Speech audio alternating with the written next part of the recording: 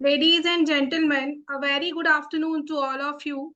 Myself, Aparna Indu, Head of the Department Computer Application from Modern College of Professional Studies, Ghaziabad. And it's my absolute pleasure to extend a hearty welcome to each one of you present here at this national level faculty development program. We are thrilled to witness such enthusiastic participants and highly learned audience gathered to deepen their understanding of this significant topic. This FDP is conducted by the Modern College of Professional Studies, MIT School of Education and Research, MIT Art, Design and Technology University Pune, and Research Culture Society. This is a joint MOU event by these all institutions. Today's national level faculty development program, the Keeping Student Engaged, Gaining Mastery, aims to bring the highlight various aspects associated with this topic. Hereby, we are discussing few things in the coming 6 days FDP program. So today we start with I am giving you the brief. Welcome you all, आप सभी का हार्दिक स्वागत है आज के इस faculty development programme में.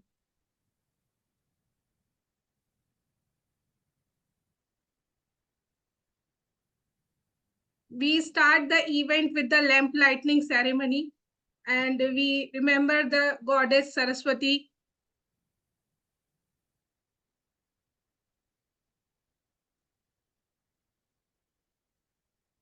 Sir, please play the video.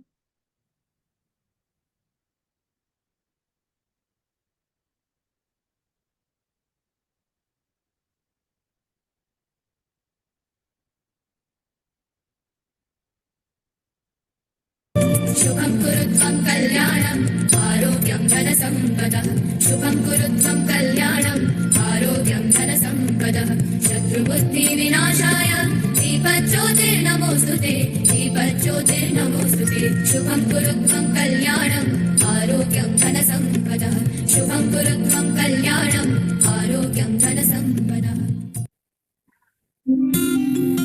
या कुन्देन्दु तुषारहारधवला या शुभ्रवस्त्रावृता या वीणावरदण्डमण्डितकरा या श्वेतपद्मासना या ब्रह्माच्युतशङ्कर प्रभृतिभिः देवैः सदा वन्दिता सा मा पातु सरस्वती भगवती निःशेषजाड्यापहा. शुक्लां ब्रह्मविचारसारपरमाम् आद्यां जगद्व्यापिनीं वीणापुस्तकधारिणीमभयदां जाड्यान्धकारापहा. हस्ते स्फाटिकमालिकां विदधतीं पद्मासने संस्थिता वन्दे तां परमेश्वरीं भगवतीं बुद्धिप्रदां शारदाम्.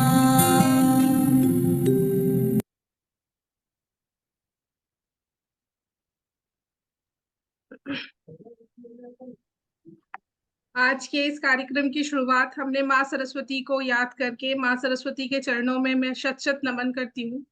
And I start with the today FDP program. I want to introduce all of you about this training program. Basically, teaching and learning activity has undergone a sea change in recent years. Technological development and rapidly changing industrial requirements are damaging innovative and outcome-based methods of classroom delivery. Effective outcome-based teaching skills are an amalgamation of technique, skills, judgment, and technology. The 6 days faculty development program on the art of keeping students engaged, gaining mastery, has been conceived to broaden the understanding and the practice of advanced and innovative methods of teaching learning in higher education, focusing on the overall outcome. The FDP will be address the themes including innovative teaching learning method, focusing on overall outcome. The FDP will address the theme including the innovative teaching learning method, classroom management, techniques, cultivating a positive and supportive learning atmosphere, strategies for active teaching, gamification in education, advanced technology in teaching, and AI tools for optimization teaching learning process in higher education. Basically, the objective of this faculty development program is understanding of innovative approaches and teaching, learning engagement in higher education institutions, learning hands-on techniques and tools to attain the desired outcome for the specific courses, understanding of the application of the research and case-based learning in regular classroom delivery, understanding and learning the key concept of the outcome mapping and assessment design, understanding of employing artificial intelligence based tool and techniques in regular classroom delivery. Now I want to introduce the team of this faculty development program. The organization team includes Professor Dr. Nisha Singh, Principal, Modern College of Professional Studies, Ghaziabad, India. Myself, Aparna Indu, Head of Department, Computer Application, Modern College of Professional Studies, Ghaziabad. Mr. Chirag M. Patil, Director, Admin and IT, Research Culture Society, President of International Scientific Research Association, Program Head, Arustrin University. Dr. Priya Singh, In Charge Principal, School of Education and Research, and Dean Faculty of Humanities and Social Science, MIT School of Education and Research, Pune, India. Dr. Namrata Kamble, Associate Professor, MIT School of Education and Research, India. Professor Dr. Paresh Shah, Member, Research Culture Society and alumni of IIM Ahmedabad, Principal and Professor, Roy Business School, Roy University, Ahmedabad, India. Now, I want to tell you about the organizations which is included in this faculty development program. First of all, I introduce Modern College of Professional Studies, Ghaziabad. Modern College of Professional Studies established in 2003 under the auspices of the Girish Shiksha Samiti. This is a distinguished institution affiliated with the Chaudhry Charan Singh University, Meerut, Uttar Pradesh, accredited with the B+ grade from NAAC. The college has constantly upheld a reputation for academic excellence, becomes a cornerstone for educational advancement. Our college is dedicated to offering a rich selection of programs within 5 key areas like education, computer application, commerce, management, art, and humanities. We are deeply committed to delivering a high caliber education, ensuring our students enjoy a comprehensive academic journey that set the stage for their future success. Emphasizing innovation, hands-off learning, and comprehensive development, we aim to foster our student talents and ambitions. By providing the essential tools and insights, we prepare them to excel in the fast-paced and ever-evolving professional world. At Modern College, our commitment to delivering a top-tier education in unwavering, we strive to provide a holistic academic experience that not only impacts knowledge, but also nurtures critical thinking, creativity, and skills. The next organization is MIT. MIT School of Education and Research is a subsidiary unit of the MIT Art, Design, and Technology University. We as an institute are passionate about making a difference in the society by guiding teachers, trainees, students into productive teachers, professionals. The teachers that we create will have the capacity to educate multiple levels of society and will contribute towards our country's development. We are at MIT. SOER provides an environment of inclusion through constructive, collaborative, and reflective practices which will foster teamwork, a spirit of integrity, assertiveness, open-mindedness, and empathy among our student teachers. We empower our stakeholders to become transformational practitioners through imagining teaching learning approach. The next is Research Culture Society. Research Culture Society is a government registered international scientific research organization registered with the several united or government bodies. It is also an independent professional non-profit international level organization. RCS ISRO shall also initiate and set up new educational and research program with other international organizations. Society has successfully organized 155 plus conferences, seminars, symposium, and other educational programs at national and international level. Society has collaboration MOU with 70 plus institutions and universities. Educational institutions, colleges, universities are welcome for Memorandum of Understanding, that is MOU, for academic excellence, knowledge sharing, and collaboration to organize event with us. We are promoting educational events as well as publishing research work in collaboration. We also invite sponsorship from the industries, corporates, institutions, and government bodies for our educational program. Now I want to introduce all the resource person and the day-wise topics so that you can easily correlate with the things. Day one, the topic of day one is effective classroom management techniques.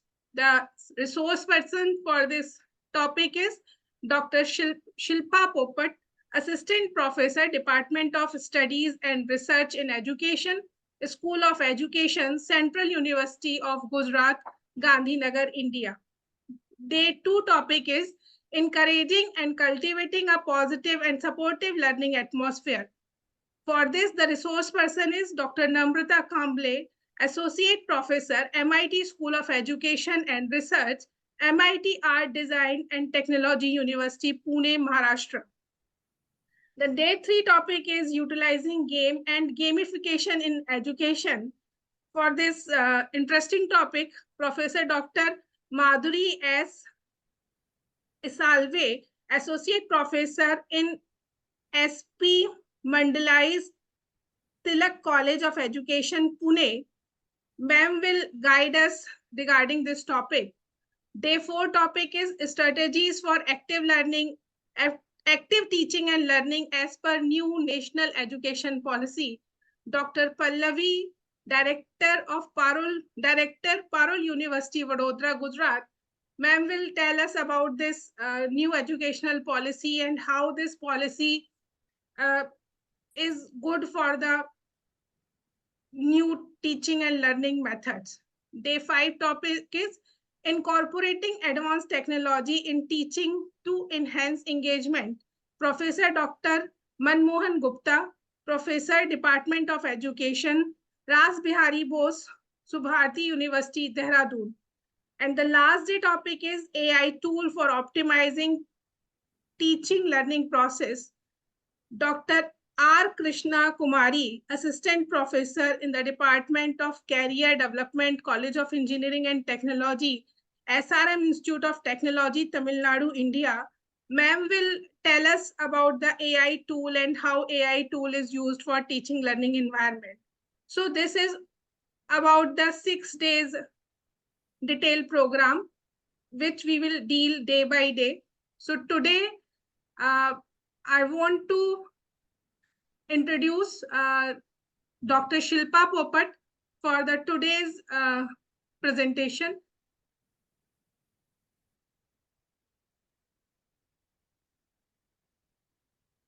Hello. Yes, Hello, so we'll introduce your biography first. So please wait. Shilpa ma'am, I am introducing your biography. Yes, please.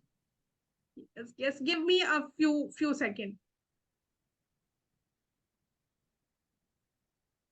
Gandhinagar. Dr. Shilpa has completed 2 years master degree named MSc Organic Chemistry and MEd. She has cleared UGC NET examination in education. She has received a doctoral degree in the education from the Maharaja Shayaji University of Board, Barodara. By profession, she is an academician, having more than 25 national and international publications to her credit. She has presented papers at national and international seminars and conferences. She is also recognized doctoral degree guide in the field of education and having more than 12 years of experience. Dr. Shilpa is a member of Curriculum Development Committee of the Central University of Gujarat, Gandhinagar. Her area of expertise are holistic education, environmental education, research methodology, psychology of learning, philosophical foundation of education, evaluation and measurement, and ICT. Shilpa ma'am, now stage is yours. Please guide us regarding the topic. Good afternoon, one and all present here.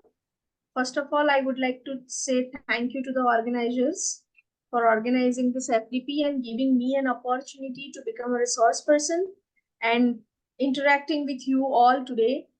So today's topic is effective classroom management techniques. Now, I would like the organizers to kindly share the PPT. It also has a lot of things to be understand before we talks about the techniques. Teachers, they are well versed with the techniques because once you are with the students, let them be at the higher education level, we know that how to deal with them. To deal with them, there are certain things which as a teacher we must know that, and I would like to focus those things in today's my talk. So this is a national level faculty development program, and my topic for today's presentation is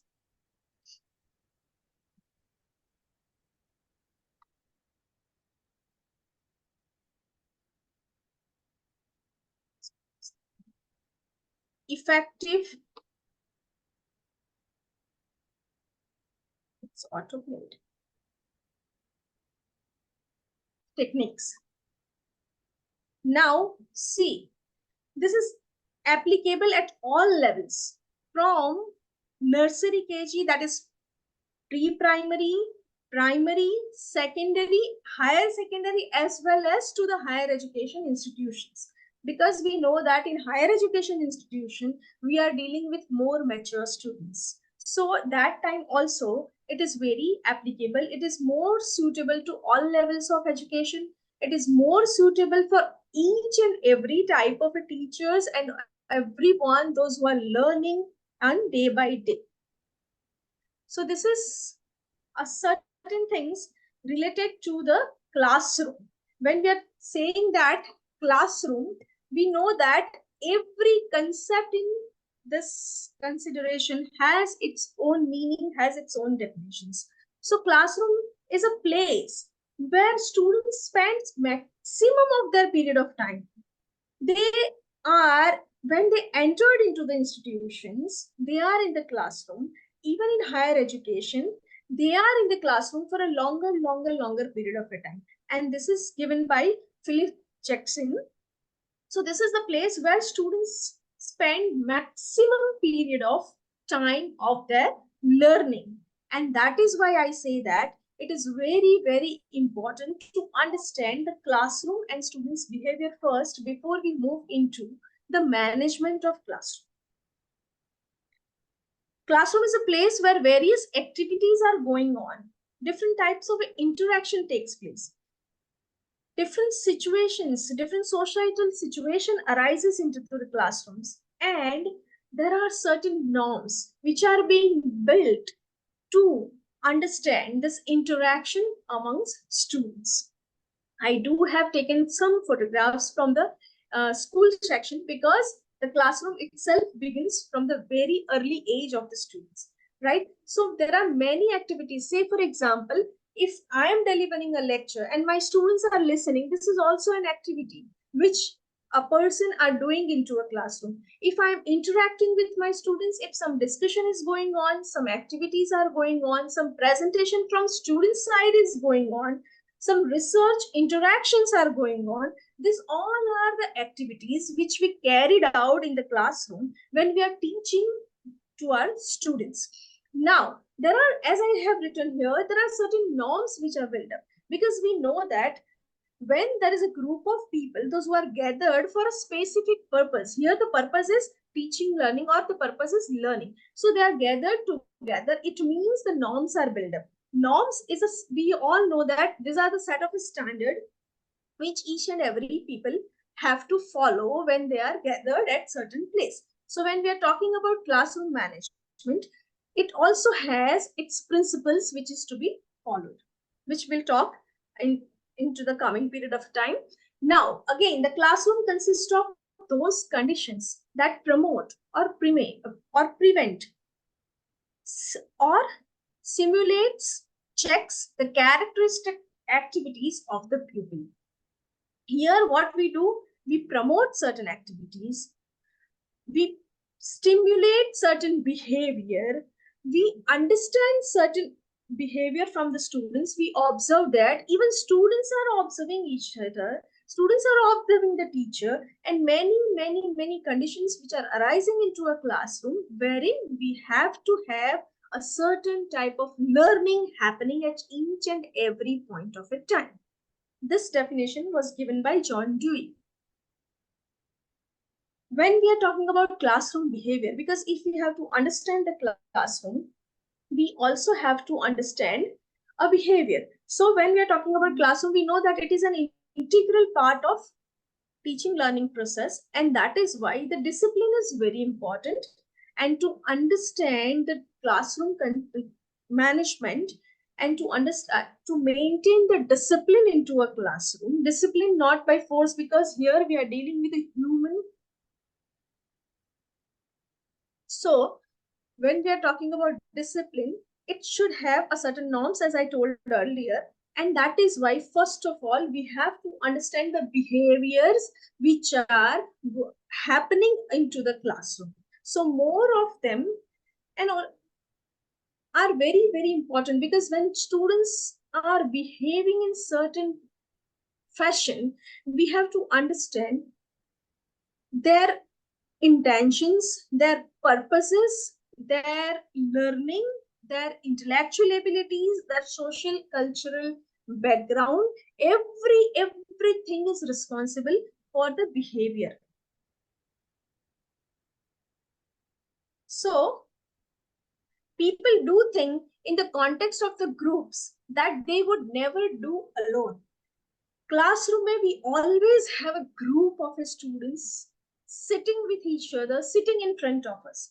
So when we are put forwarding certain activities, or when we are put forwarding certain problem solving items, and especially in higher education context, when we are dealing with a certain progressive problems wherein we ask for a solution from the students, or we are explaining certain concept to them at their level, there is a group of people who are sitting in front of you, they are discussing amongst them, and they are like to understand the things in the individual perspective. So it is morely a group thinking, group understanding than an individual. Of course, the perception is individualistic, but you are delivering to the group of students. Now, this is very common into a classroom behavior. Many of us have some time or the other time have experienced this. This is the misbehavior. So what is this misbehavior? And why do students misbehave? To understand this misbehave is very important. Sometimes it happens that they are bored. Sometimes they don't even know that why you are presenting certain concept in front of them.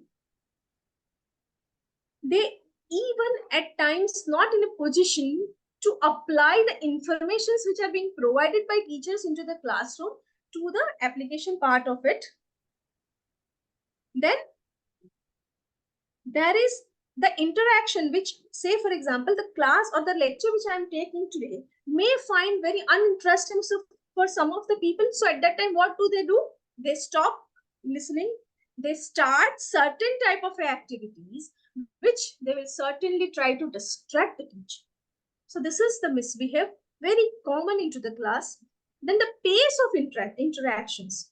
Either the teacher is very fast or a very slow, or maybe the language problem on a part of a teacher can also occur this type of activities or this type of a behavior in students. So the pace, the language, and the teacher, or maybe the student, there is a certain dynamism exist into a classroom group. So it happens, sometimes it happens, it is not always, but sometimes it happens that there is not enough interaction amongst the students and less interactions amongst the teacher and students. So if you have a very, very less interaction in your classroom, certainly it happens that the students may lose their interest. If they lose their interest, that can be a cause of a misbehave into a classroom. Here are some of the examples of a misbehave I have listed. So going ahead, the another, as I told you, the discipline. They even at times become indisciplined. That is due to lack of living role model. They don't find the teacher very impressive to them, right? They don't able to connect their context with a living role model. So that can be one of the cause. Then commercialization of education, changing focus from learning to the rote memorization can be one of the cause, and at times the overcrowded classrooms. Because we know that if one single teacher is there and the strength is, say for example 60 or 70, certainly it becomes for a teacher at times to manage them very effective. Management becomes a challenge. The another is the media exposure. We are very, we all are very much aware about it. I will share certain research studies which has been taken place on this media exposure. Then parental orientation, because we know that the higher education students, though they have grown up, they are definitely matured than the school students, but still the parental support, the parental interaction amongst the parents and the students and the parents and teachers becomes very, very important for effective classroom management, because parents play a very key role in managing the behavior and controlling their children. So the parental orientation is also equally important. Then teacher-student relationship. If we do not have a cordial relationship with the students, then also certain type of things are possible that the classroom will not be an effective classroom. The teacher's ability, this is very important, because when we are talking about teacher's role, our ability to deal with the concept, our ability to handle the queries from the students, our ability to solve their query at the satisfaction level of a particular students. Sometimes it happens that I do have answered the question of the students, but I'm not bothered whether the student is satisfied with that answer or not. So at times this ability is very, very important. Then the self-esteem of a students must be given a due consideration when you are talking about effective classroom management. Of course, this is very bitter. It may sound bitter, but this is a fact to an extent, not always, but to an extent, it is a fact that the degrading status of the students, the degrading status of a teacher in the society may cause certain type of a misbehavior or indiscipline into the classroom. So how should you handle this? I would like the participants to give their thoughts on this question. Anybody? You can even write in the chat box or you can even speak up. Yes, one by one, any participant can unmute yourself and you can reply to this question. Yes, participants should be active in this faculty development programs, we hope. This is also a part of a classroom management. Teacher should be the friend. Teachers Very should good. behave like, yeah, in a friendly Friends, manner. yes. Very good. If we have a very good, as I told you, the cordial relationship, a teacher should be a friend. And we are aware about the definition which is given in the education, that is, teacher should be a friend, philosopher, and guide. Then only you can handle the students. Very good. Any other? I also would like to learn many things from you people because you all are experienced in this field. Teacher should be the facilitator of learning. Facilitator of a learning. Very good. Not very nice. We should not impose anything on students. Rather, we should facilitate the learning. Yes, ma'am. If we facilitate the learning, then the classroom will be a live classroom. And in that case, management itself takes place. Correct. Any other?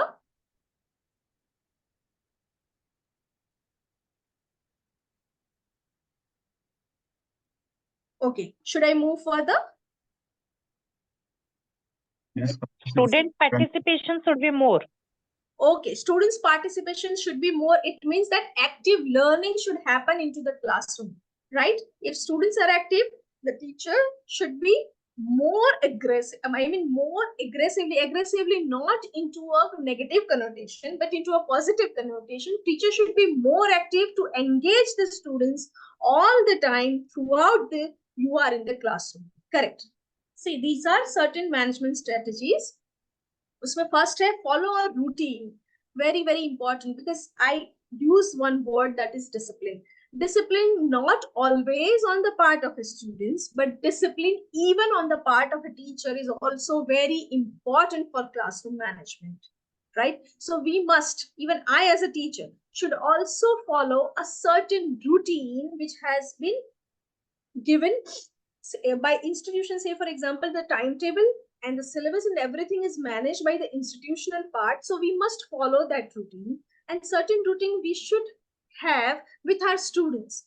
The moment I enter into a class, I must have a certain activity like introducing a topic in a different manner, maybe a storytelling, maybe a questioning, answering, maybe a certain putting forward a certain type of an example or a situation in front of the students, and then I ask the questions. And this way I can have a certain planned routine into my class, which will definitely give you a very good active engagement on a part of a student. Second is involve students in rule setting. This is also important because it will also show a democracy of a teacher. If I'm formalizing a norms of my classroom, then I have to formalize certain standards. It means a certain type of rules which is to be followed in my class or into a class when I'm talking with my students. So when I'm setting those rules, it is a best technique. I must say that I must involve my students into this rule setting. It will give you a very good democratic approach, and student will find a certain type of ownership into a class, that my teacher is involving me into rule setting.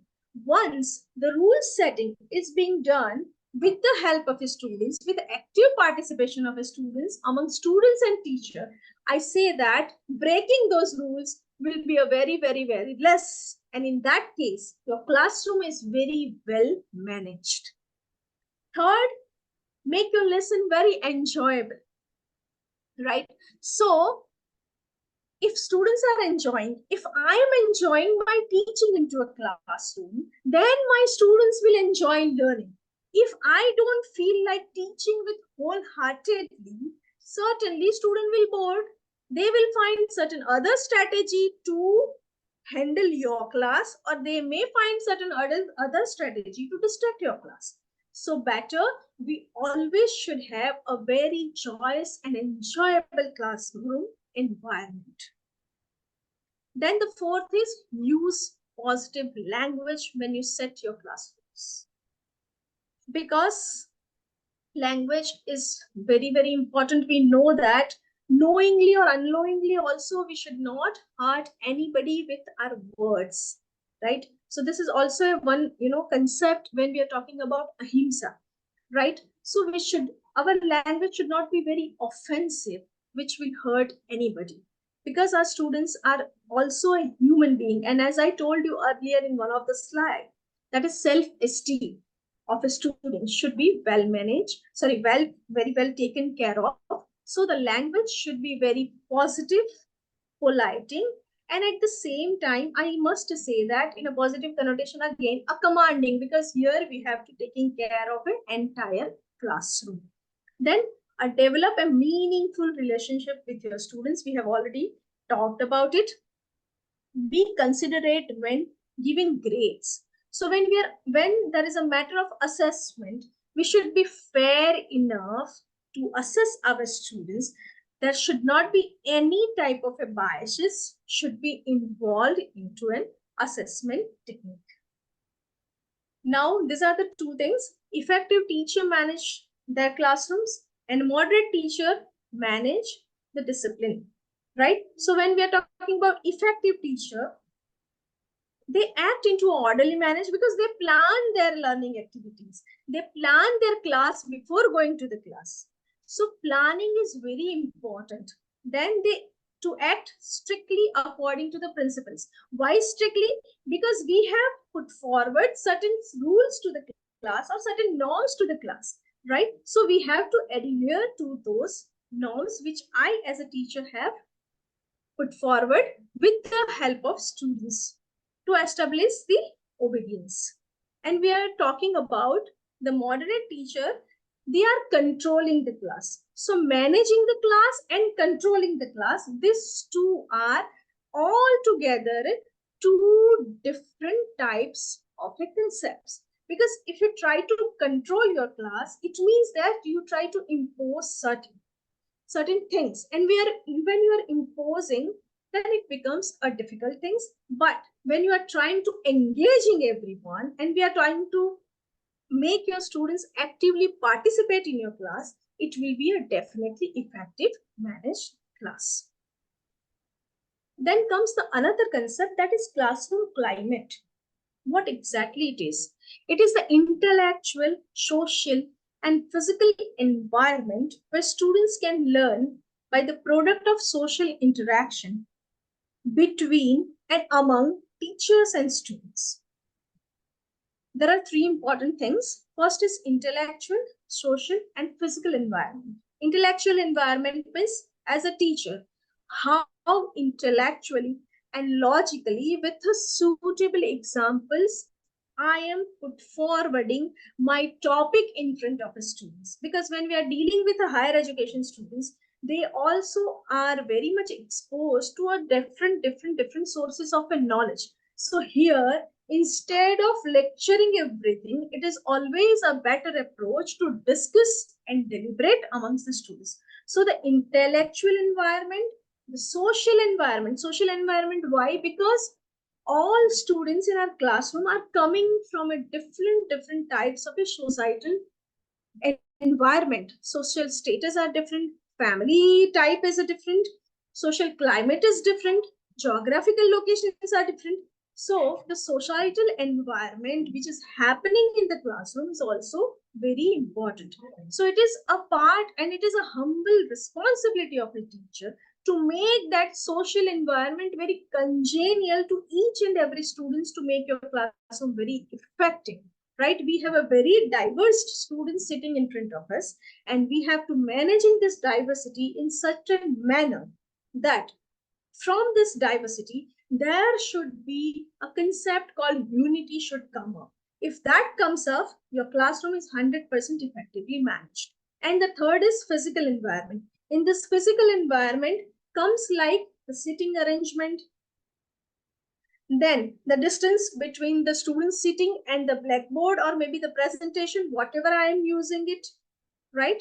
Everything, the physical infrastructure of a classroom comes here. So this three is very important in the classroom climate, that is intellectual climate, social climate, and physical environment. Now here we have seen that certain interaction is happening up, and product of that interaction is a learning, right? So learning happening up with the interactions. So interaction between students and students, interaction between students and teacher. So this interaction also depends, as we have already discussed, that the friendship and relationship among students and teacher as well as the peer. Now, positive classroom climate. It is always supportive, means all students, those who are sitting in front of you and you as a teacher, are very much supportive to each other. Democratic. Each and everyone should get an equal opportunity to share their ideas, to share that concerns, to share that feelings. Then only the climate will be democratic. Then integrating. You have to integrate again everyone's opinion, everyone's learning, everyone's understanding, because the cognitive ability of a students also differ from a person to person. Then the classroom climate should be open for discussion, open for deliberation, open even for criticisms, because from criticism also we learn many things. So it should be open and conducive for everyone. Then there will be a friendship, then there will be a congenial relationship, and the climate will be considered as a positive. Negative, these are certain characteristics of a negative climate I have listed here. That is, it is very defensive, autocratic, restrictive, dominative, and authoritative. Here we understand that the effective teacher, how they manage their classroom, and how certain teachers, if they are not in a position to manage, they control the classroom. So when you are going into a control, it is more an authoritative type of an approach. So classroom management is a process of manipulating students' behavior for the optimum output and the productivity. Because when I'm planning my lessons, when I'm planning my classroom activity, why I am planning? The planning is the process of that 45 or 1 hour which we have in our hand should go into a proper manner, and the productive work, the product, that is learning occurring on a part of the students as well as on a part of a teacher, should be a very positive learning. So our classroom will be positive, considerate learning environment that fosters academic excellence and respect for others. All students will strive to do their best, both academically and behaviorally, to promote the success of everyone in the class, right? Sometimes it happens that once the students have a very good friendship among themselves and teachers, we all have experienced in our life that if certain students are weak in certain concept, their friends help themselves, right? They can go to their friends, especially in research activity, which we are experiencing is that when they have to write a research report, and each and every university have the different types of a mandate for the language, then in which language they can write the report depending upon the university's statutory ordinance. So if the students, say for example, is coming for a vernacular medium and they are studying into an English medium college, so the translation is the first and foremost difficulty the students face. This is the activity wherein they would like to take maximum help from their peers, right? So if the good relationship is developed into the classroom, that student will feel open to discuss with their students for their language barriers. And this language barrier, I have experienced this, the language barrier can be taken care of to a great extent if students have a very good friendship. They can even come to the teacher and ask for a certain things. This is just an example I have given for the language barrier. There are many other type of things which will be taken care into this output, the process and output part of a classroom interactions. Classroom management refers to all the things a teacher does to organize students, space, time, and material so that students' learning can take place. Sorry.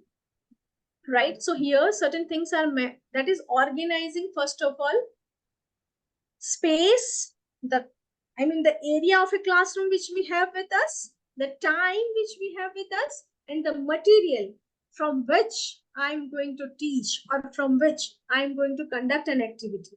So to organizing all these things, and that also comes into a planning, is very important. And the picture, I think, speaks about it. If all these things are organized into a proper manner, the classroom can certainly be managed. There are certain interactive factors like students' interest, their ability, their motivation, their initiation, expectation, limits, and goals.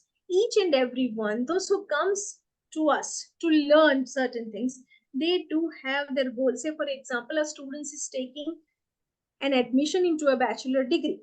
He or she has a, primary goal to complete that degree. That is the first goal everyone will have. And to complete that degree in effective manner, they should have certain expectations from a particular institution, from a particular teacher, and a particular curriculum. So their interest, their ability, their expectation, everything, if it can be taken care into a classroom, certainly they will have a wonderful learning. For teacher also, the subject which I am teaching, the subject which I am delivering a class, the methods which I am using to deliver a particular content, the media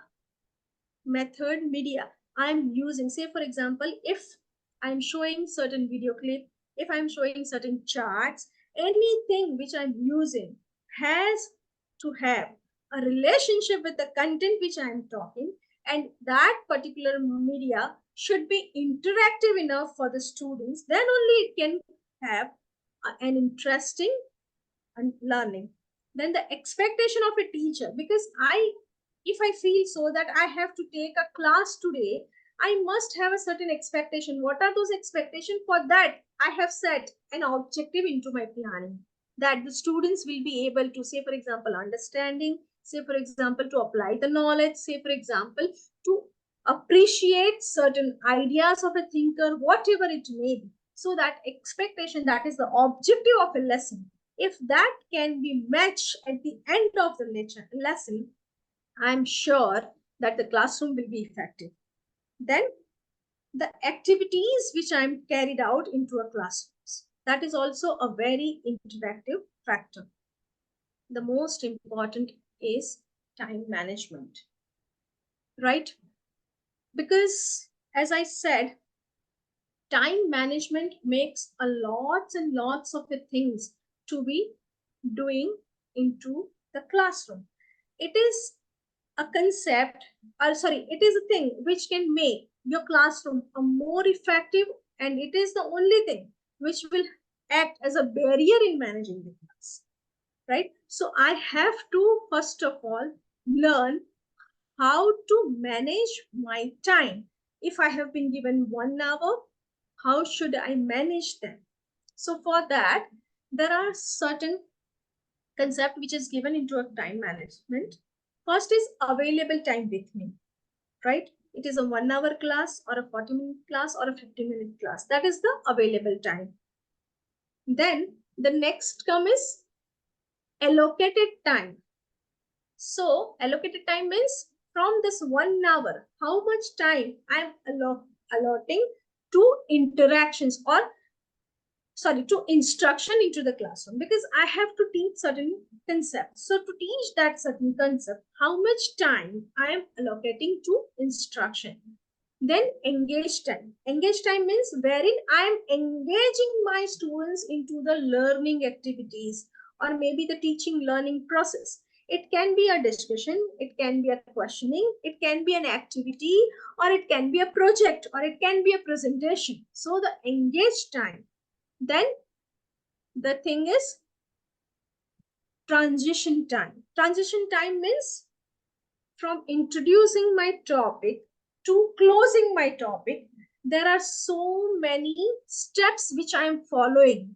So from one step to the other, the time which is taking place is known as a transition time.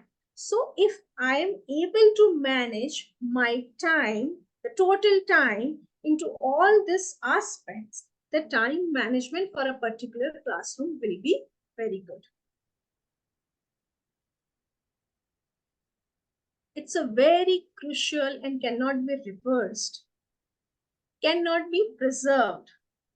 And third important is cannot be purchased. So whatever time I'm available with me, I must manage it into a certain manner that each and activity which I have planned or each and every instruction I would like to give or each and every topic which I would like to teach on a particular day should be done in an effective manner. It has certain barriers, that is distance, delay, and denial. Now, role of a teacher in managing the time. Planning the time, budgeting the time, identifying the boredom of the students, changing the methodology as per the time period and interest of the students, changing the speed as per the student's pace. These are certain strategies. First is start early. Start early means the dot time which I have been given. I should not again encroach someone else's time, because if you are an effective teacher, you must start your class at a given point of a time and you must end at the given point of a time, because we know that we all are academicians. So it has been said that the speaker who had been allotted a particular period of a time, and if you exceed that time, sometimes may not be find a good speaker, maybe sometimes he or should be given considered as a boring personality also. So we must start early, that is establish a classroom routine and prevent conflict instead of putting out the fires. Second is engage your student, that is active, interested students. Third is relate. We must relate the classroom learning with the daily life of an individual. If you can relate these topics to the daily living, if you can relate to the societal context, if you can relate to the dynamism into the country, if you can relate your topic with the international advancements or something happening up, it is always a welcome strategy. Then move around. It so happened that once we enter into the class, and if we are stuck near to the boardroom, sometimes it happens. I'm not saying that all the teachers are doing that, but sometimes knowingly or unknowingly it happens that teacher is sticking to a one particular position into the class. So we should not do that. We must have a moving around type of an approach or a strategy to be implemented into the classroom. The best advantage of it is each and every, you can connect yourself with each and every student of your classroom. If you keep, it should, when I'm saying that move around, it should not be too much of moving, it should not be too much of a part. So you must know the skill of stimulus variation into the classroom, that you should have a certain rounds in the classroom wherein you can connect yourself with each and every students, and the best part of it, even you can observe that what your students are learning and how much they have learned.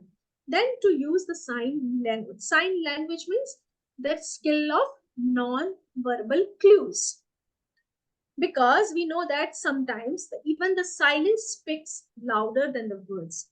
So we know that how much nodding is required, how much silence is required, how much pause is required into your classroom, because sometimes certain pauses are important for students to absorb the learning. So sign language is also equally important. Here, the definitions for the plan and strategies are given. Plan, we know that it's a structured framework. Strategies means specific techniques within the framework of a classroom management plan to address the specific issue and achieve the goals at the end of the classroom. This is just a conceptual definitions of a classroom management plan and classroom management activities. Only three things. The scope, that is classroom rule, routine, procedure, discipline policy, method of creating an engaging and respectful classroom atmosphere, behavioral intervention procedure. Here, the scope in classroom strategy means methods for promoting students' engagement, fostering positive relationship, addressing students' misbehavior, enhancing instructional effectiveness, and many other things which we are doing into a classroom management strategies. The purpose of planning is provide a proactive and organized approach to manage the classroom, reduce disruptions, and promoting a conducive environment. Here, the purpose for strategies are serves as a day-to-day tool that teacher use to maintain order, facilitate learning, and respond effectively to the needs of the students. What is the need of a student into the classroom? It is always a learning. Sometimes they do have a certain kids, certain students, they have a tendency that they will definitely convey you that you should listen to us. So that can also be a need of the students. So different types of needs of a student should be addressed through the strategy which I adopt to manage the classroom is one of the purpose of it. These are certain characteristics of a very well-managed classroom. Students are deeply involved into the learning and their work. Students know what is expected from them and are generally successful in that. There is a relatively little wasted time, confusion, and distractions. The climate of a classroom is work-oriented but relaxed and pleasant. Everyone is working but into a relaxed classroom environment. This is a few characteristics which I felt is for a well-managed classroom. Here, it is given into a pictorial form.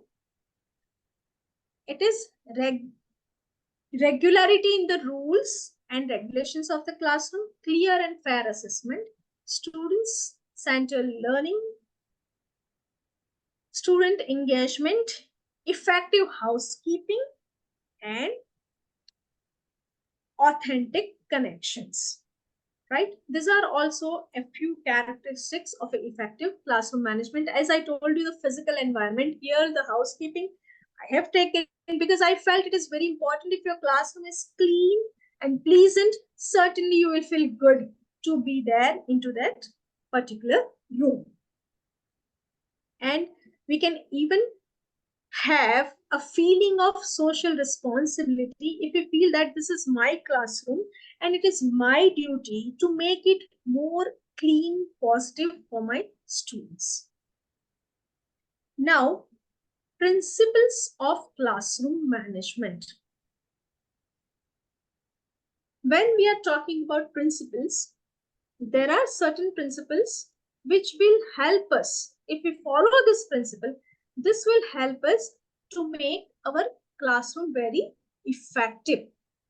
The first principle is principle of clarity and mastery over the content. That is teachers' command over subject. I have already spoken certain things about it. So teachers' command over subject is very important.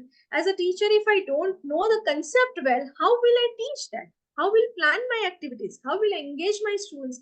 How I will expect my higher education students to research on that? So the clarity and content mastery is very, very, very important. The students are generally influenced by a well-read, knowledgeable teacher. One of my professor, I do remember him today also, he used to say a very good teacher always should have a book in his or her hand, and that book is not only for show off, but you should find whenever you find a time and place to read, you must read that things. Why reading is important for a teacher? if I have the habit of reading continuously, not only the concept reading, but even at times the motivational and general reading, I will have a definite understanding about my concept, wherein, as I told you, that I can relate my concept to this advancement into that particular field. If I'm talking about, if I'm teaching a research methodology to my students in an education, then as a teacher, I must know that how much research is going into an educational field. What are the new current emerging areas of a research? What are the new fantastic methods of the research are coming up into the field. So the content mastery is very important, and well knowledgeable teacher who can definitely certainly communicate your knowledge to the students in an effective manner is always considered as a very good teacher to manage the class. Then the next come is the principle of participation and involvement. One of you also rightly said that it should be active learning, it should be a participatory learning. If the learning is participatory, I will also enjoy. But now what happens that I will keep on talking and talking and talking, but how much that instructions are absorbing into the mind of the students will not be understood by a teacher. And at the end of the class, the learning objective which you have designed may be achieved or may not be achieved.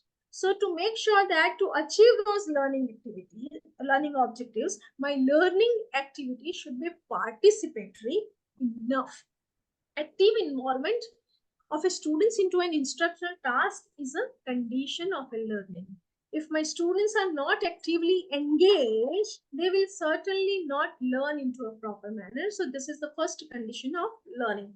Then the skill of questioning, the skill of probing. We are familiar with all this skills of organizing our teaching. So the questioning, the probing, giving feedback is also an important for a participatory learning.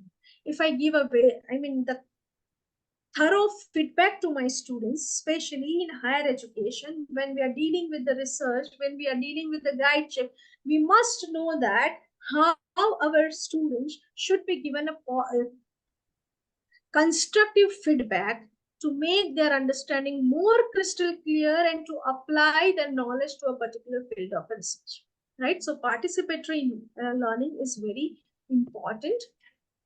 The third is the principle of warmth and enthusiastic. This also deals with your affective relationship with the students. If your students feel like talking to you, if your students feel like they're discussing their problems with you, let it be a hostel problem, let it be a family problem, but the students should feel that they are they are feeling certain warmth with a teacher to come and discuss, then it becomes very important. So this is a personal attribute of a teacher, that the sympathy, empathy, warmth, self-discipline. This will even teach your students that which type of a teacher or which type of an individual students must become. Then come the principle of action. We all are very much aware about the proverb that the action speaks louder than the words. If I'm very good planner, but if I cannot execute it, if I cannot put it into an action, the planning has no meaning. So principle of action to manage the classroom, your action, your command, your activity should be wonderful. Principle of flexibility. Flexibility, why it is important? Because you have to accommodate each and every behavior of a student in your classroom. If I'm there into a classroom for 1 hour and there are different types of a behavior coming up from the students, so you have to accommodate each and every that behavior, and for that the flexibility should be there in the behavior of a teacher to accommodate students' idea, their observations, their plan. They should feel flexible to speak up. They should feel flexible to discuss among their peers also. So this type of a flexible environment should be there into a classroom. The flexibility is also an alternative strategy to achieve the curriculum objective. Because if we are dealing with a higher education, the mature students, each and every curriculum, each and every course of a higher education it also has its learning objectives to be taken care of. You have your unit objectives, you have your curriculum objectives. So this flexibility can be a wonderful thing if we adopt in our day-to-day teaching learning activities. Then the firmness. Firmness means principle of firmness. When I'm talking about it, I must know that what I'm going to do into the classroom. I should have a firm and consistent behavior in my classroom. As a teacher, if I reflect that, certainly the student will definitely learn the values like commitment towards a particular task to be completed. So commitment, they will learn from your from your behavior. They will learn the self-control from your firmness and consistency. So the principle is firmness is also very important. Then the principle of adjustment and harmony. Your class must be well adjusted and well harmonized in terms of a positive learning takeaways. Then principle of democracy or fostering democratic behavior. We know that we are in a democratic country, and democracy is a way of life. It is a working with each other to achieve a common goal. What is the common goal of a teacher and students when we are talking about classroom management?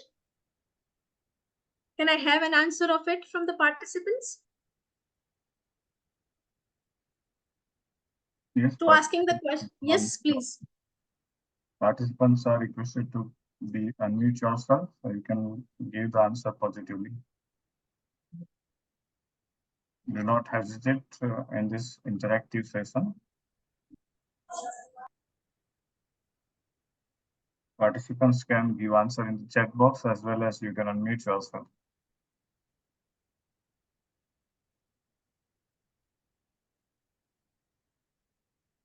Yes, ma'am, you can directly answer. Yeah, I will. Unmute the queue. Yes. You can directly speak the participant's name also, they will be unmuting. Yes. See, the common goal when I'm talking about for a teacher and students into a classroom, that, as I told you, that we are planning certain objectives, learning objectives before starting my class.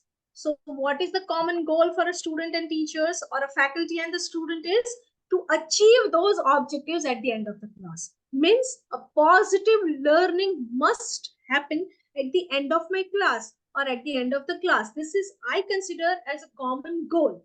So if I have the democratic environment in my class, it will give you a healthy, positive attitude among students, because at times we have to deal with the critics. So when we are dealing with the criticism, if we have a democracy for each and everyone to express their ideas, to express their viewpoint, to express their opinion, then your classroom will certainly be managed very well. And it will, as I told you, foster a positive, healthy attitude and positive, healthy learning environment into the classroom. So we must provide an equal opportunity for each and every participants to participate into a learning process.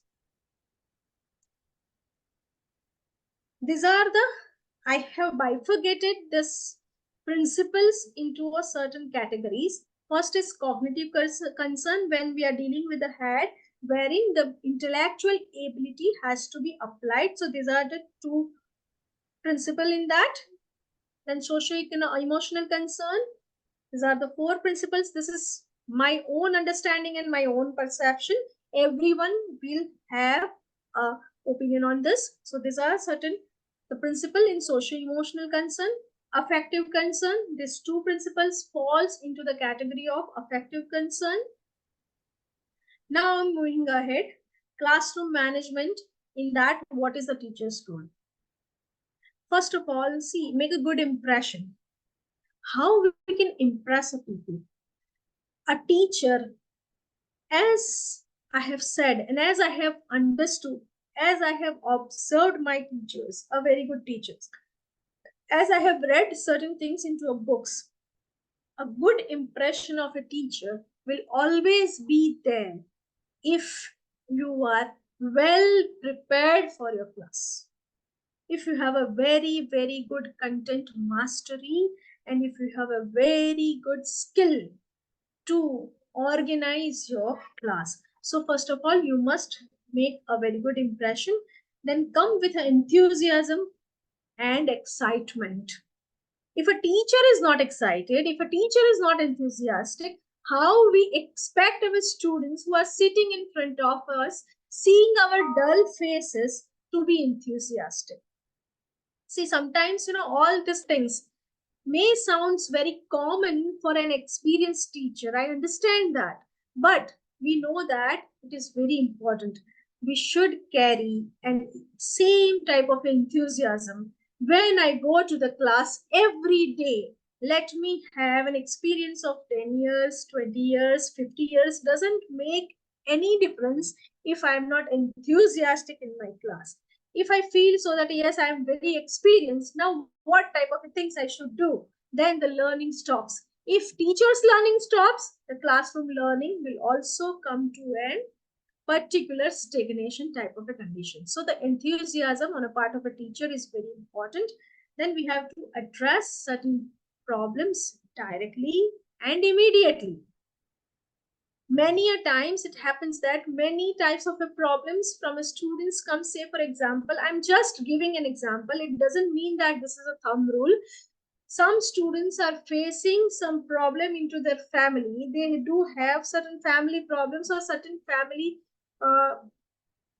certain type of adversities or some illness is going on into a family, because I have faced this problem during the COVID, because many students, they were discussing that some of their immediate family member is affected with the COVID, and this type of a problem do create interruption into a class. Interruption in what context? That particular student who know that my immediate family member is facing a COVID situation and I have a patient in my home, the student may not be in a position to understand or to learn very properly into a classroom. So these are, I'm just giving, again, I'm telling you, this is certain an example I'm giving. So this type of a problem is a direct problem. It has to be addressed immediately. So what I will do at that time as a teacher, it will my role to make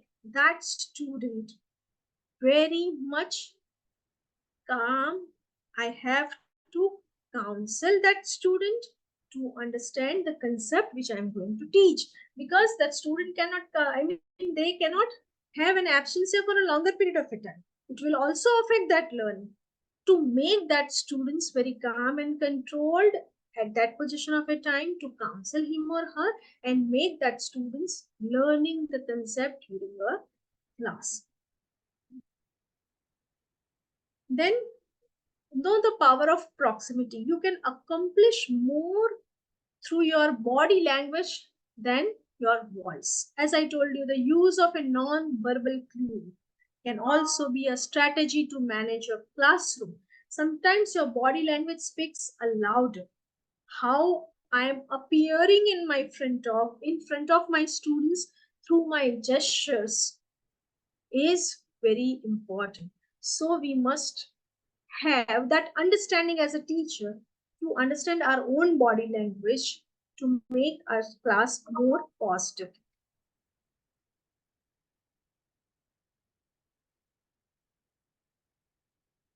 See, we have to manage the learning process and we have to prevent the undesirable behaviors, because it is not always necessary that whatever I am teaching, whatever activity I am conducting, how much participatory it may be, but there are certain undesirable behaviors which comes into the class. This is certain, we are experiencing this things.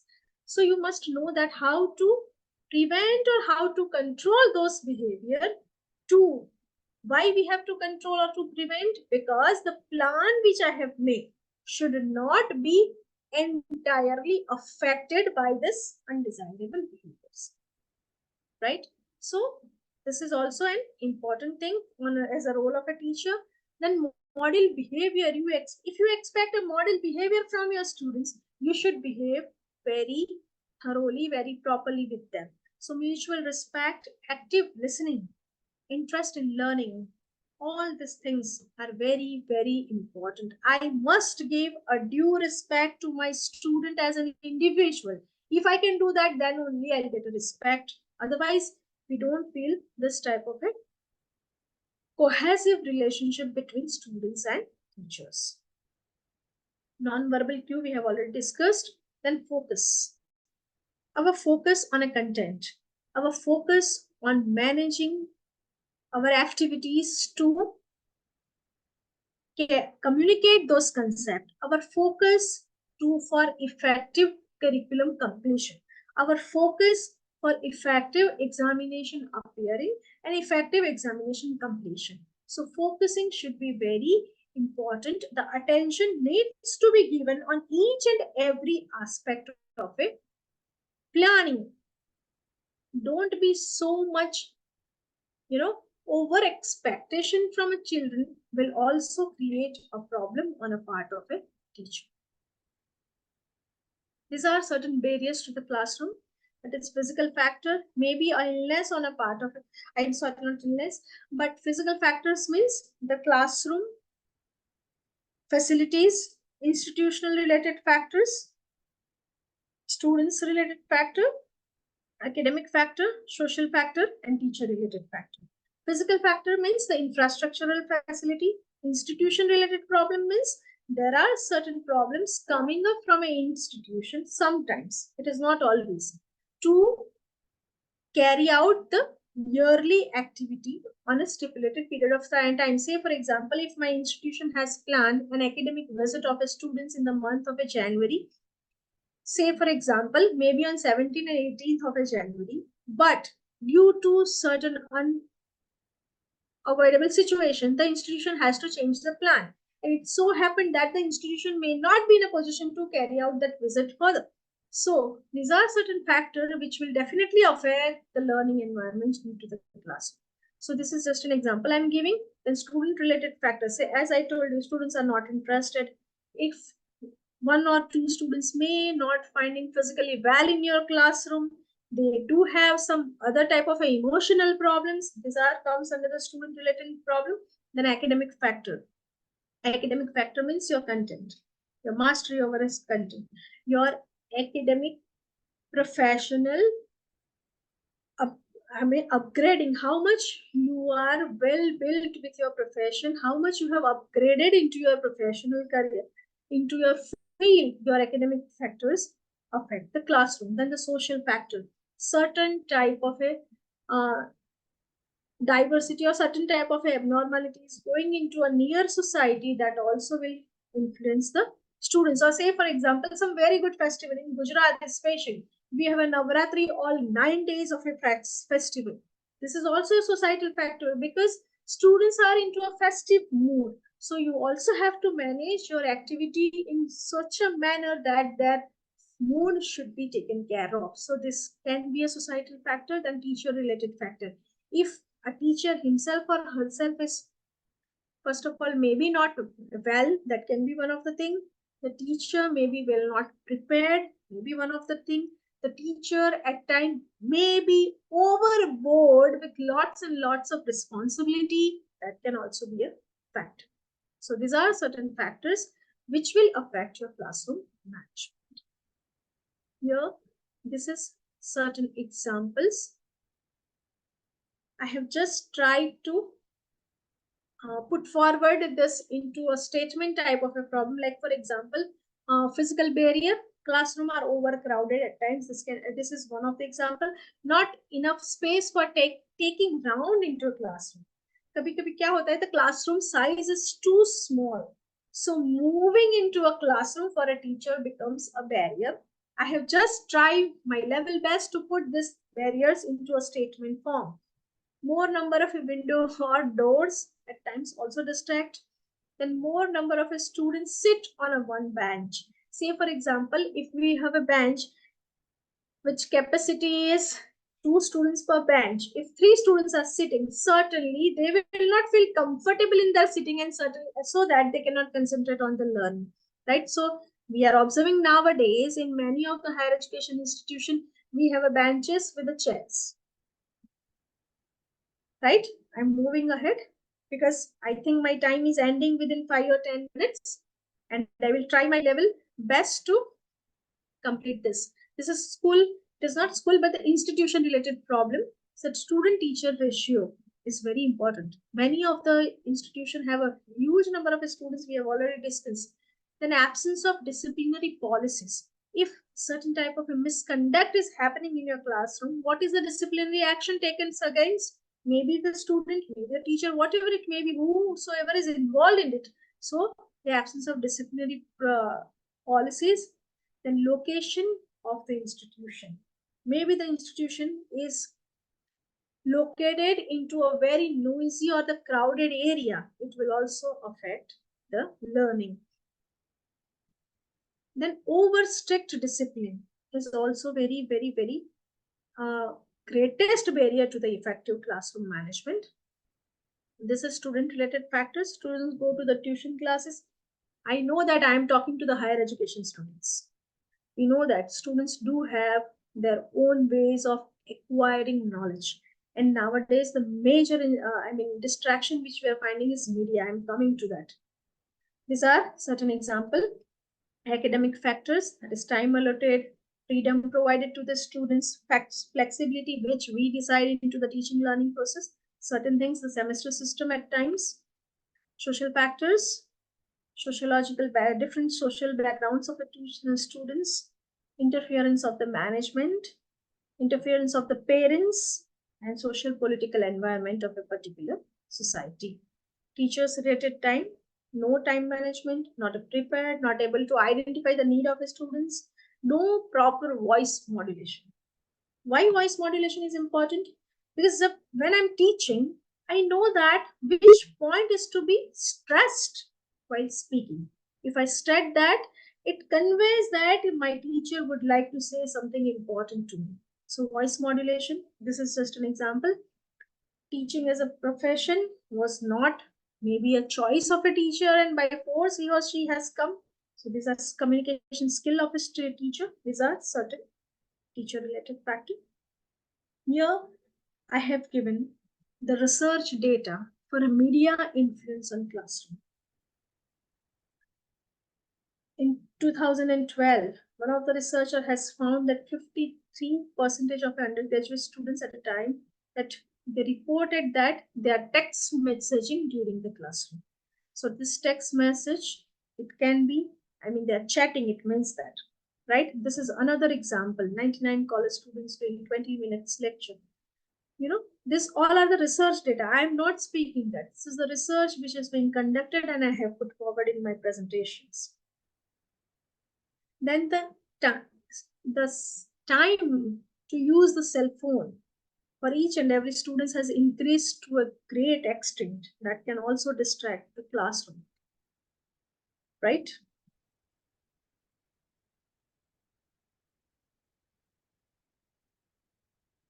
See here, this Heinrich in 2014, he has reported that use of cell phone has increased in the decline of a overall performance or overall grade of students. So grades of students are affecting, it means their learning is affecting, right? Because after all, at the end of the particular year, we are assessing them using cell phone in a classroom. Media learning. Many studies are conducted on it, right? This is Flinders interaction analysis category system. I just would like to know that from the teachers, those who are right now there, how many of you are aware of this technique? Hello? Yes, ma'am, your voice is audible. Yes. But all participants, you are requested to unmute yourself for question or answer sessions. See, my concern to know this is if you are available, if you are aware of this Flenders interaction analysis category, I will not move deep into it and we can conclude the session timely. Yes, yes, no worry. Yeah, I'm not aware. You can unmute. Yes, Yes, participants madam. can unmute I'm yourself not aware. and reply. Okay, okay. Yeah, See- madam, also I am not aware of this. I would like to go in deep insight of this Flanders interaction analysis category system. Thank you, madam. So, this system was given by Ned Flanders. He defines this as, this is basically, I will just give you a simple brief about it. This is basically related to the interactions happening amongst the students and teacher, right? So the circular interaction is happening into a classroom. So this category will allow a student to understand the flow of the relationship, interaction or the direction of the interactions. And with the help of this, if we analyze, if as a teacher, if I analyze the different dimensions and directions of interaction in my class, I can accordingly engage my students with a particular activity wherein the interaction flow should be thorough and proper. This is just a gist of it. The definition which has been given by Flanders is teaching as an interactive process. Interaction means participation of a teacher and the student in a process of a learning. Both should have an important amount of a participation during the class in the interaction process.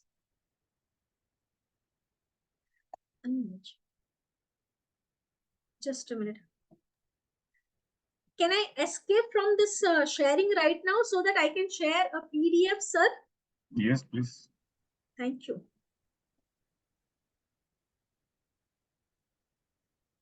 Directly click on Research. Open Yes. PDF first and click on Research. Click on? Click on Research directly. First of all, open that PDF file. Yeah. Minimize that PowerPoint file. Yes. You can also use the Windows key.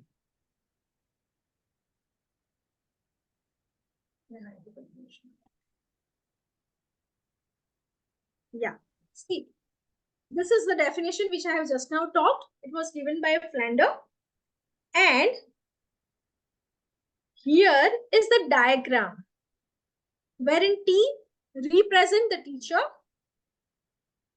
S is the students who are sitting in front of us. Maybe you have n number of students.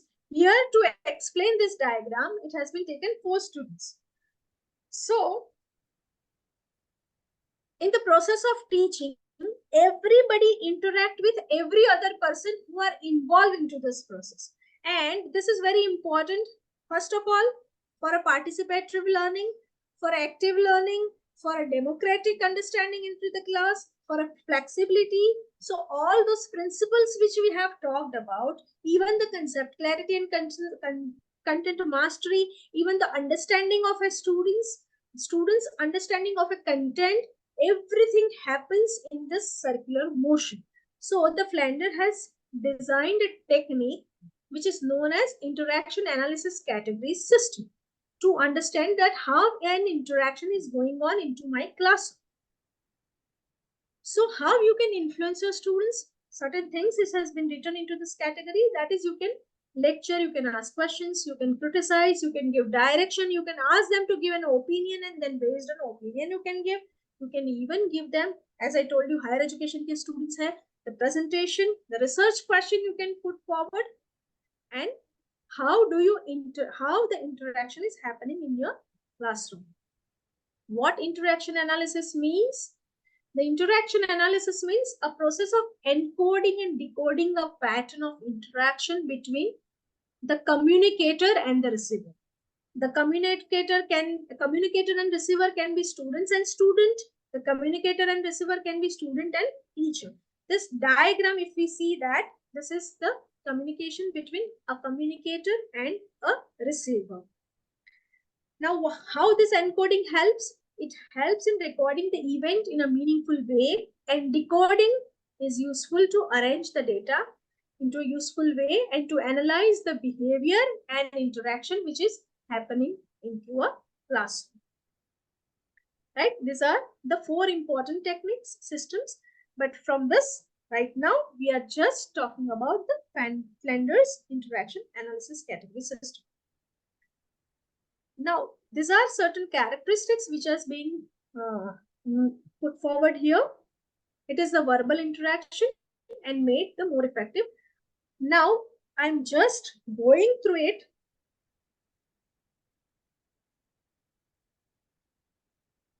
In this, there are 10 categories are mentioned. You all can see here.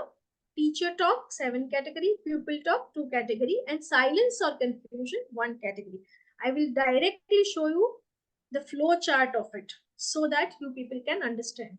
Teachers categories as teacher talk, 7 category. First is indirect and second is direct. Under indirect, accept feelings. Second, praise and encouragement, because reward is also very important. Accept or use ideas of a pupil in your teaching learning process. Ask question. These are the categories which comes into the indirect talk.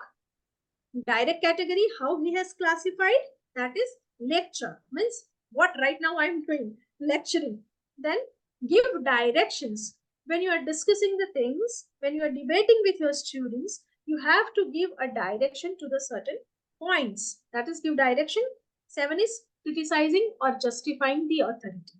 So these are the 7 categories which Flinders has given for a teacher's talk, means whatever I am talking to my classroom, under this particular category. Now for pupil talk, he has given 2 categories. First is pupil talk response and pupil talk initiation. How they respond and how they initiate. Because when I'm talking about that circular diagram, students should also initiate their viewpoint, their discussion, and their participation. So response and initiation comes into the pupil talk. And third, we said that silence and pause, or at times a confusion, because during discussion it happens that certain things, certain points which emerge out of a discussion wherein we find certain confusion, that also has to be taken care of.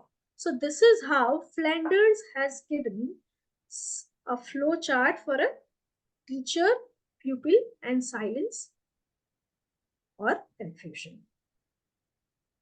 Now, here the meaning of all these categories have been given. I am now moving ahead.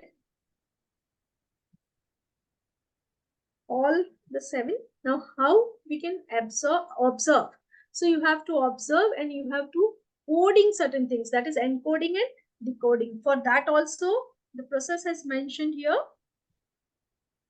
And these are the rules for observation or coding and decoding. Or you at times you have to even recode and decode. So these are the rules listed here.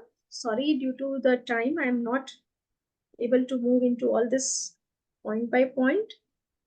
Then we have to construct a matrix, that who has participated for how many times, right?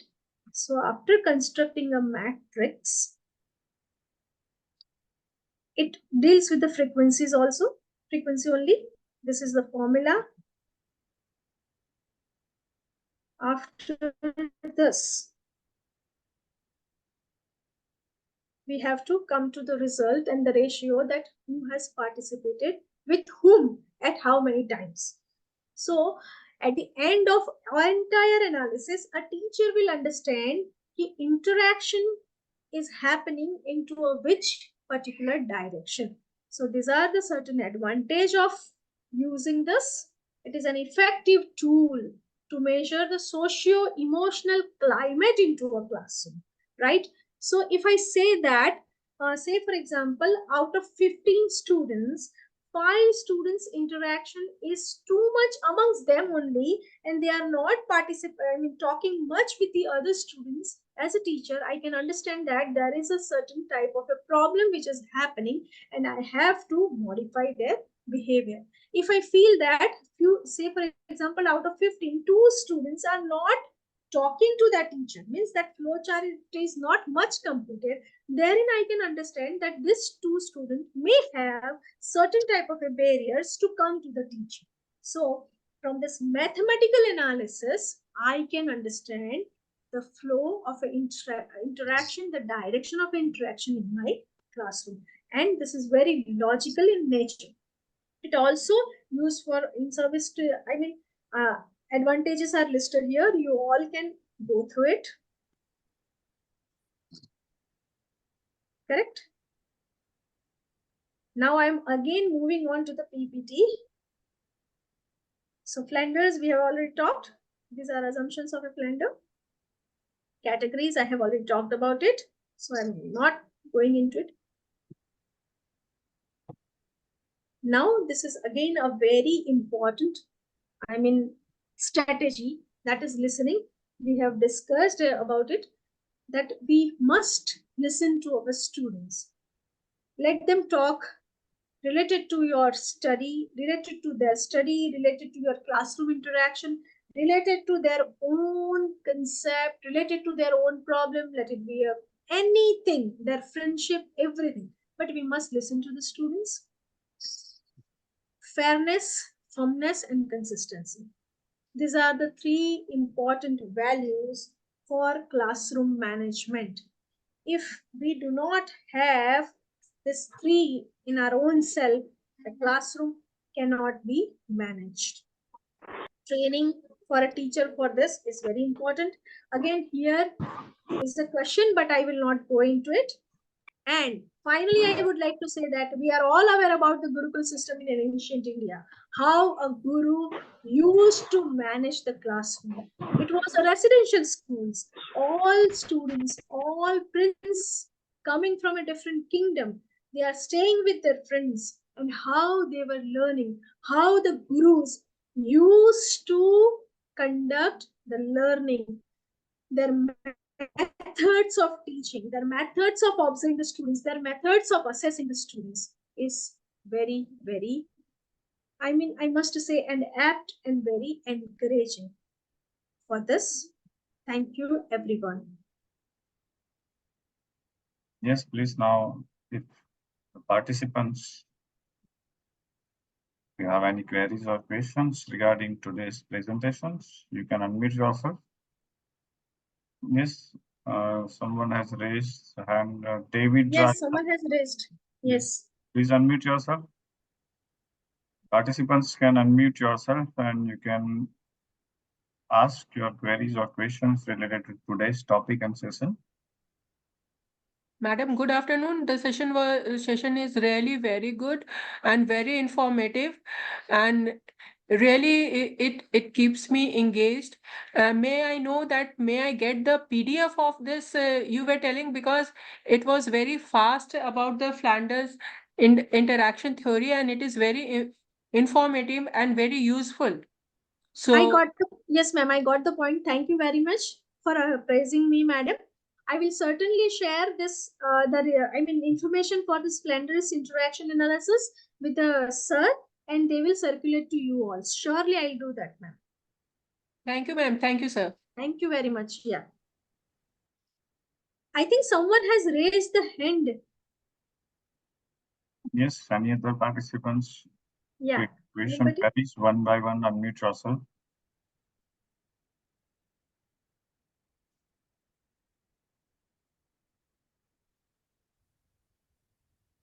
Shall I stop sharing? Yes, it is already there. Yes, please unmute yourself. My is done. Participants, you can unmute yourself and ask questions. Any participants, if you have any queries, questions related to today's sessions, unmute yourself and ask your question.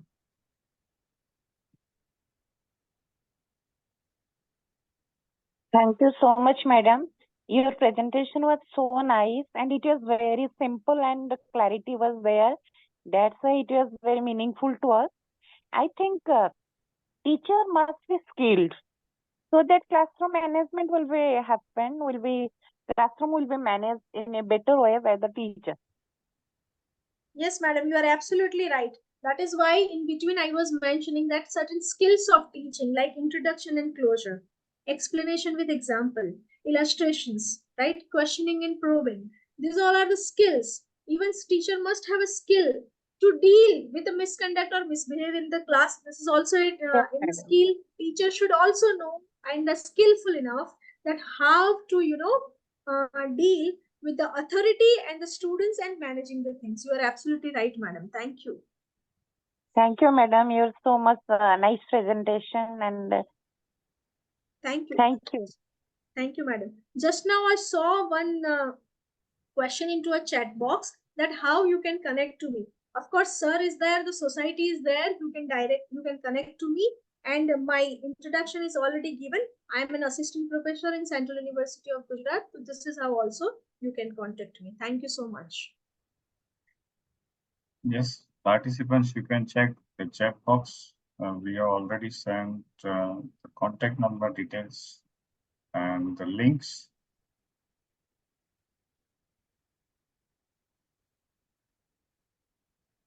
Any other questions? And I have said the contact details. You can contact us, Yes. call or WhatsApp. And the institutions, those who are seeking for the collaboration or MOU with us, are also welcome. Conducting upcoming research programs throughout the year. You can visit the website researchculturesociety.org.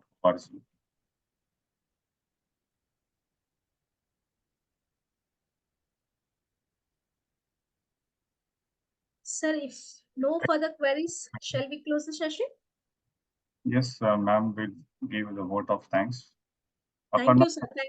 Thank you so much for inviting me. Thank you, everyone. And I would definitely like to have a more learning from your side. Thank you so much. Yeah, one question Thank I you just so now much, said ma'am. that recommend some books. See, I will definitely share certain name of the books, but one wonderful book on classroom management is written by Jyoti Christian. It is a very beautiful book. You can definitely go through and read to it, and you will understand how the classroom is being organized, managed, planned, and everything. It's a very good book by Jyoti Christian. Classroom Management by Jyoti Christian. Thank you. Yes, ma'am. Very good evening to one and all. On behalf of the organizing committee, I extended my heartfelt gratitude to each one of you for gracing the inaugural session of this national level faculty development program with your presence and wisdom.